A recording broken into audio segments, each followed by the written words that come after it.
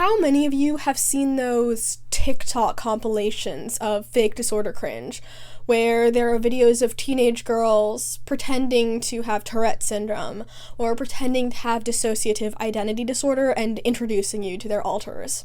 Or how many of you have seen those YouTube video essayists react to those videos and then add their own 2 cents about how this could cause increased stigma in the community of disability? Well, today I'm going to talk about self-diagnosis and the validity of it. This is purely an opinion piece, so I'm not a YouTuber who really does in-depth research for my videos. I've observed a lot of things online, I have my own personal experiences, and I'm going to share them and my opinions on them, so feel free to share your own in the comments, or if you are that type of person who loves to do months of research, feel free to bungee jump off my video and do that yourself, and I'll await your 2-hour, 40-minute video essay in 2 years. So, today I'm going to specifically talk about self-diagnosis and fake claiming, and before I get to fake claiming, I'm going to start with self-diagnosis and begin with my own personal experience. Now, I'm going to make a lot of people upset. I actually stand in the middle. I think self-diagnosis can be valid on a case-by-case situation and depending on the intent. What I mean is that trained and educated professionals diagnose conditions that already exist in people. If these people discover they have the condition on their own, they have self-diagnosed themselves, and they actually do have that condition. Somebody has that condition whether or not they were diagnosed by a professional. And if they don't actually have that condition, even if they were diagnosed by that professional, they don't actually have that condition. So, guys, I'm gonna confess something. I'm gonna confess something on YouTube. I am a self-diagnosed Aspie. I've never gotten a formal diagnosis. I know. What did you expect? I've got a tint of blue in my hair. I'm clearly a crazy, liberal, blue-haired lesbian feminist. I hope you guys took that ironically. So I first discovered that autism was a thing when I was 6 years old. I read a children's book about autism, and it had like simple sentences on each page.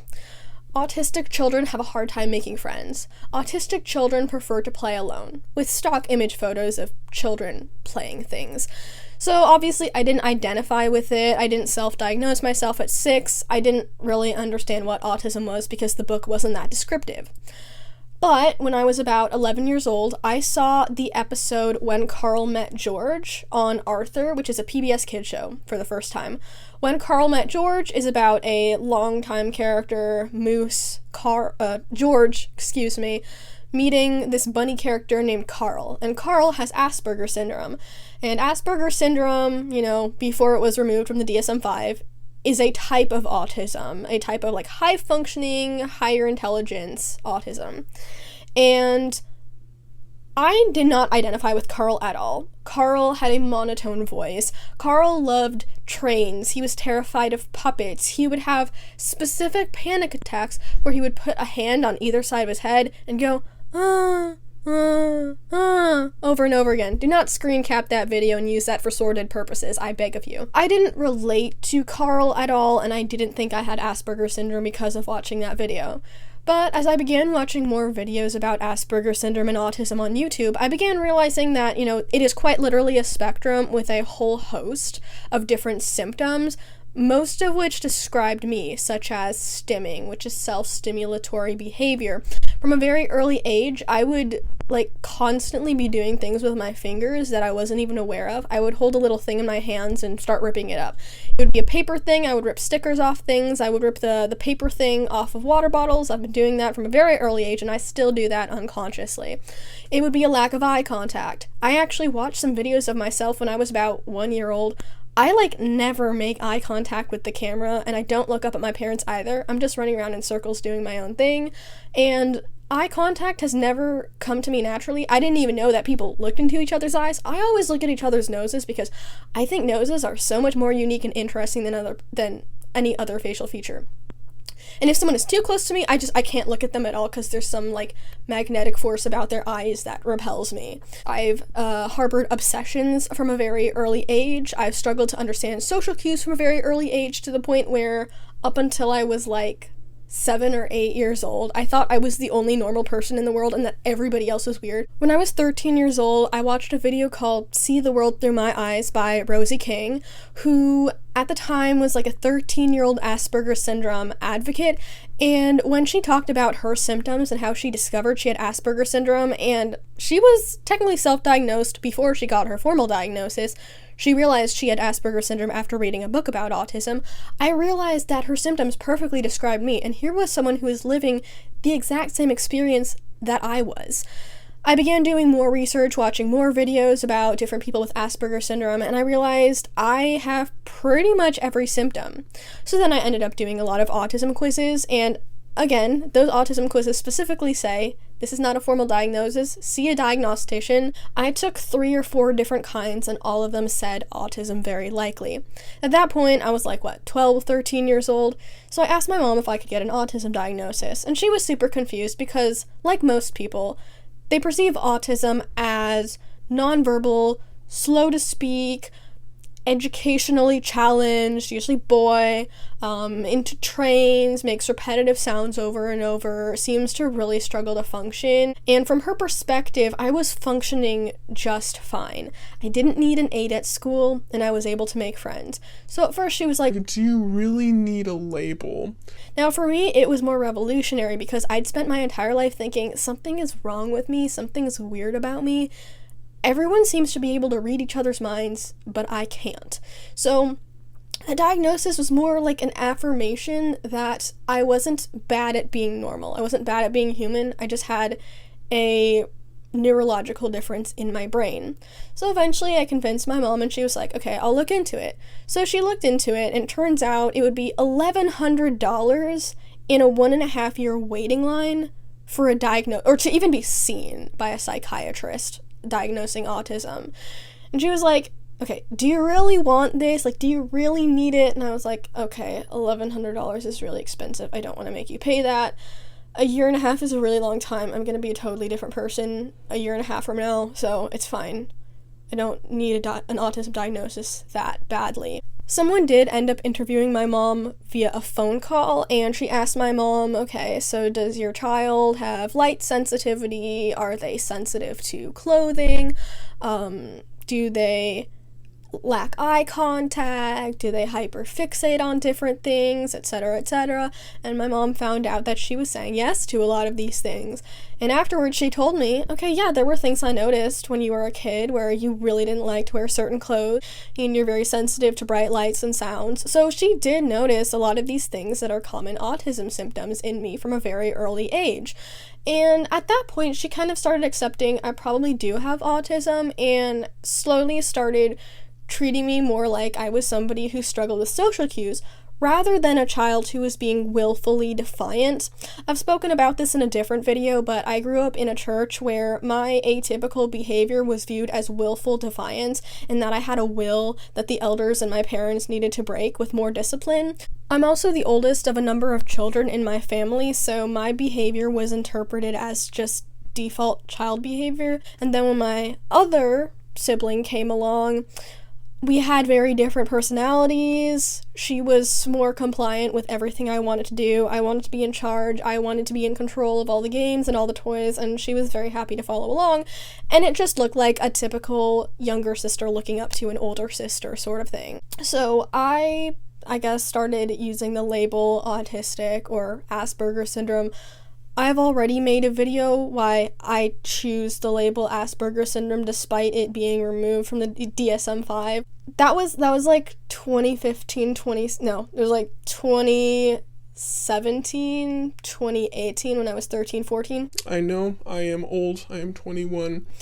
But around 2020, when all the children were locked inside and kept from school, and this was specifically in the United States, it was a little different in other countries, a lot of children got their socialization from social media, and there was absolutely a trend to be neurodivergent, to have Tourette's, to have dissociative identity disorder, to identify as trans, and to identify as some LGBT label. From some perspectives, it's like, oh, like you had the self-isolation to reflect on different aspects of your personality and explore your identity, blah, blah, blah. But everyone can kind of agree that 2020 did a lot when it came to girls mostly, exploring gender identity and possible neurodivergent conditions. So I asked a number of people in my Discord server what their views on self-diagnosis were, and somebody named Wobtax, I'm gonna credit her, somebody named Wobtax came up with the very good fundamental 4 points about misdiagnosis or self-diagnosis, and I'm going to talk about them here. So the main two that I'm going to talk about are self-diagnosis because of the personality choice, and self-diagnosis to be exempt from things like mainstream education or the workforce. So there are a number of mostly girls who have self-diagnosed themselves with autism or ADHD, but more seriously Tourette's and dissociative identity disorder based on kind of communities surrounding these different disorders. And then people in these communities will list a bunch of symptoms, and these girls will identify with them because they're pretty basic and a lot of people relate to them. And doing little research other than watching relatable videos, or maybe some research, maybe some quizzes, these girls will then identify with that and then make their entire personality revolve around that. They might actually have autism, but the main reason they are diagnosing themselves is part of the community aspect and part of having an additive, quirky personality. I'm currently taking child psychology right now, and it is a fundamental universal truth that adolescents believe they are more special than people around them. They believe they're different and distinct from everyone around them. So if a teenage girl is struggling with anxious symptoms and hormones, she's likely to think she's the only one who feels this way, and she's probably going to feel very different from the people around her, especially during the isolation of the pandemic and when you're feeling really distressed and unregulated and you don't know what's going on, and you're seeing a lot of TikTok videos being like, oh, this is a symptom of ADHD, this is a symptom of autism, schizophrenia, etc. It's very tempting to identify with those labels because it provides answers to questions that you don't know. So that's one reason, and another possible reason is a little more insidious, and it is usually older people. And it is actually frequently conditions like invisible illnesses. I don't know why I did quotes. Invisible illnesses are real. They're illnesses like endometriosis, autoimmune conditions, or chronic pain. Those are all very real and only being researched more now. However, invisible illnesses are very easy to fake because they're invisible. And there are plenty of scam artists on social media who claim to have an invisible illness, won't even share what it is, and then make GoFundMes so that you can pay for their invisible treatments. And as a general rule of thumb, do not pay for a stranger's GoFundMe. Don't even pay for someone's Patreon. Most likely the content in their Patreon isn't even that much better than YouTube, and they might as well just post it on YouTube anyways. So, now that I've talked about some reasons that people might self-diagnose for more problematic reasons, let's talk about fake claiming. So, fake claiming is a term actually, I think, popularized by people who self-diagnose, who don't like this, when people can identify that this person doesn't actually have the symptoms of the condition that they claim to have, and they're like, you're fake, and they may even make exposés on this person. A really popular person that has been fake claimed is Tixon Roses, who was a TikTok and Instagram content creator who made content about having Tourette's syndrome and is, I think, in her late 20s or early 30s. I don't know, but she's older than these teenage girls identifying with Tourette's syndrome and DID. Anyways, so there are actually a number of specifically people with dissociative identity disorder, which could be an entire video on its own, and I'm not going to make it because I don't have enough to say about it. And there are actually a lot of people, a lot of mostly teenage girls, with dissociative identity disorder, or who claim to have it, who have a do not interact list. So basically a bullet point list of, if you are any of these elements, do not follow, do not interact, do not repost anything. And one of them will be fake claimers, and they're basically people who say, you don't actually have what you say you have. These symptoms don't look like what you have. I think you're faking. So, fake claiming, now that I've described what it is it okay? Is it necessary? Is it good? In my opinion, here are times when it's okay and maybe even necessary to fake claim. When somebody is obviously faking an invisible illness or some kind of illness and then making GoFundMes or making GoFundMe after GoFundMe for the same treatment or surgery, but that GoFundMe goal keeps getting reached multiple times. That's when you can tell they're scamming, and whether they have an illness or not, they're taking advantage of their followers. Again, as I said before, do not contribute to people's GoFundMes. They're great ways to scam people. They're independent, they can be manipulative. You are giving money to somebody that they can use for whatever they want. They don't just have to use it for what they claim they're going to use it for. Other people that I think it's necessary and good to fake claim are people who are, again, clearly faking the illness that they claim to have. And sometimes they'll even claim to have a medical diagnosis too. Like saying, I saw a psychiatrist and they confirmed it is kind of the new, I self-diagnosed myself. Sorry, it's true. These people will claim to be an advocate for a particular condition like tics and roses with Tourette syndrome or a number of people with GID, and they'll share their symptoms and experiences, but they'll just be creating more stigma because they're perpetuating false stereotypes about this illness. And those people should be fake claimed because they're making life more difficult for people who actually have that condition.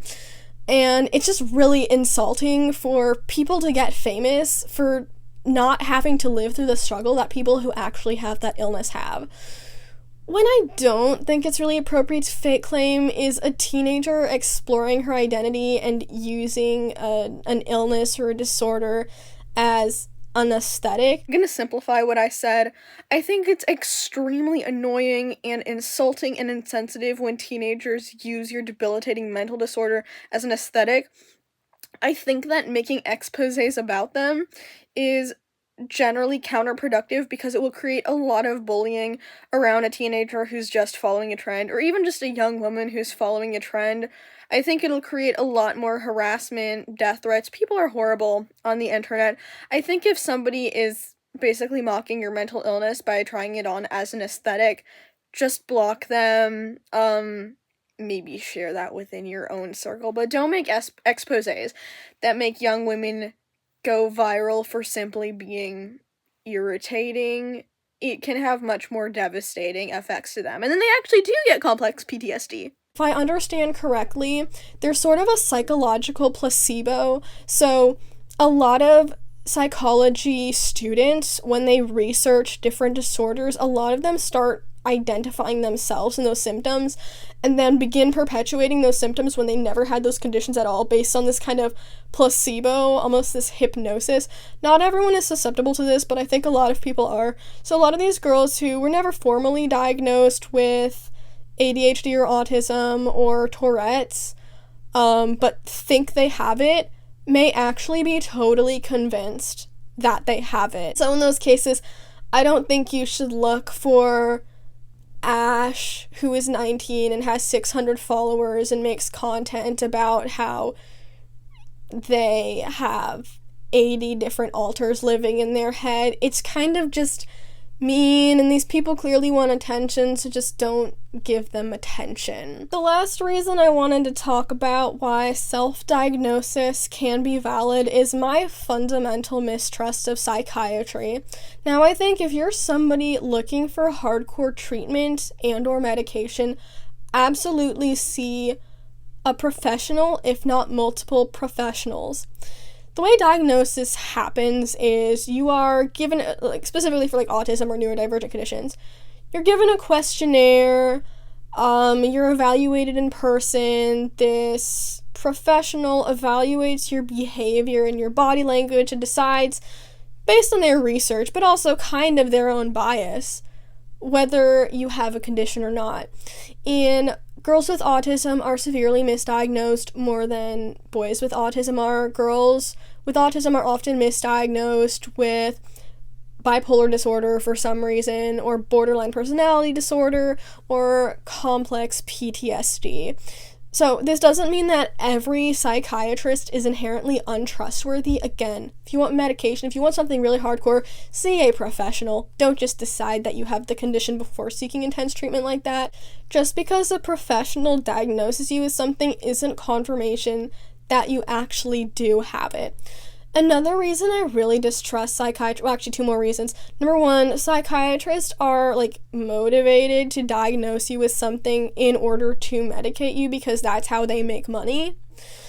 Another thing, I don't know if anyone remembers Sia, the Australian pop singer who made, I'm gonna swing from the chandelier. Sorry that you had to hear that. But she made this movie called Music about a nonverbal autistic girl starring Maddie Ziegler. And there was so much backlash because she perpetuated so many harmful stereotypes about autism. She totally objectified the female character with autism, and she used some really harmful meltdown reduction methods that could actually kill patients with autism. So she rightfully received a lot of backlash and kind of disappeared, and then a couple years later popped out and was like, yo, actually I have autism too. I got formally diagnosed with autism. And at that point I'm like, rich people can just pay for bogus psychiatrists to slap them with a diagnosis. Whether she has autism or not, she totally got that diagnosis to get people off her back about the horrible movie she made. So again, neurotypical people can get fake autism diagnoses. So, guess what, ladies and gentlemen? Autism is not the only condition I have self-diagnosed myself with. I also believe I have obsessive-compulsive disorder. Now, actually, if you are to scroll down to, some of my earliest videos, I have a video called Compulsive Overexercising, where I was very much talking about having symptoms of OCD, and they manifested in the form of running a lot and needing to run every single day, a certain distance every day, and get under a certain time every day. And if I got over that certain time, and it would get worse and worse, the faster my times became. If I didn't get under a certain time, my entire day would be ruined. My day's quality would completely depend on the speed at which I ran and relying on the fact that I ran the 4 miles every day. My obsessive-compulsive disorder, the reason I didn't identify it as OCD was because, again, when I first researched different disorders when I was 11 or 12 years old, the only OCD I really encountered was contamination OCD, which is a stereotypical fear of germs, excessive washing of your hands. And it's very much a valid and real and maybe even the most common form of OCD, but it's not the only kind. OCD is obsessive-compulsive disorder. You have a particular obsession, such as with contamination OCD, germs. And the compulsion, which is to alleviate that obsession and might have nothing to do with that obsession, such as excessively washing your hands or avoiding certain situations. For myself, my OCD has manifested in a few different ways, but it's primarily focused on exercising and sexual stuff. When I was 9 years old and I first learned what sex was, I was extremely distressed that, such a horrible thing existed. And by the way, this isn't even, religious trauma. I was never really taught purity culture. I just, by default, was the act of sex sounds horrifying and vile. And I began getting intrusive images of people around me doing the deed as young as 9 years old. And it lasted for a few years, and again, when I began learning more about sex and hormones and stuff, it just made it even worse and made the intrusive images even worse. And then when it comes to exercising, it has affected me in really weird ways. It's affected me in the form of running and needing to running a certain distance every day. At this point, I've gotten better. I still run that same distance every day, but I'm more comfortable slowing down and walking if I'm in pain or not running on certain days when it's too hot. So I'm doing better in that field now. But it's also manifested when I would shoot hoops in my backyard at some point for some reason, and I would need to shoot it started with just 5, and then it was 6, and then it was 7, and then it was 8, and I had to shoot 8 free throws from the 3-pointer line, and then 8 layups with one hand and 8 layups with the other hand, and then repeat that 2 or 3 times. I don't remember. And if I lost count, I would just add more so that I did at least the number I was supposed to do. And I would be outside for 30 to 60 minutes every day doing this horrible basketball routine that I hated so much. I would also have this routine where on Sundays, Sundays were the days I didn't run in the morning, but I would still run in the afternoon, and I would do sprints in the afternoon, and I would dread it so much. And I was the only one making myself do this and adding stress and anxiety to myself. So, again, my possible OCD has manifested in the form of, like, unwanted sexual thoughts and feeling the need to exercise a lot so that I don't know, my day isn't ruined, or I don't keep thinking about this thing. At the moment, my OCD has made it very difficult to manage my day-to-day routine. It's made it very difficult for me to be able to sleep at night because of unwanted intrusive thoughts. It's made it very difficult for me to have a happy, healthy relationship with my partner, and it's something I really, really want treatment for. So this is something I actually really want to pursue a diagnosis for. So I'm, like, currently in the process of finding a therapist that specializes in intrusive thoughts and then asking for a referral to a psychiatrist. This is something I actually might want medication for because it's just been really, really horrible and unbearable to live with. And this is kind of the reason I wanted to make this video, because I think self-diagnosis can absolutely be valid, considering it's really difficult to get a real diagnosis.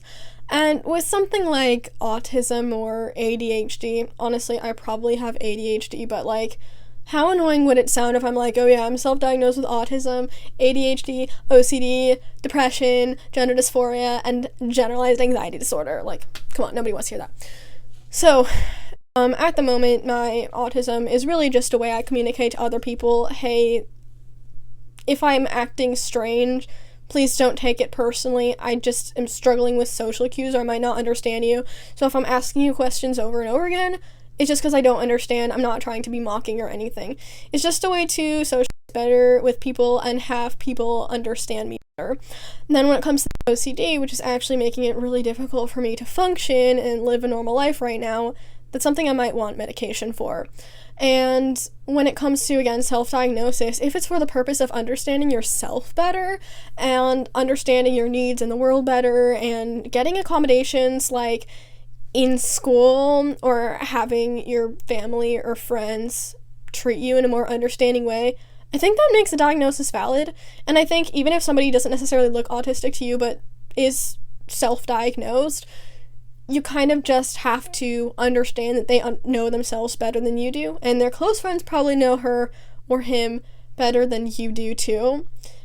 But again, when it comes to online clout, false advocacy, and e-begging, self-diagnosis is a lot less trustworthy, and even if that person actually genuinely does have a condition, it's a lot harder to take seriously and can still perpetuate harmful stereotypes.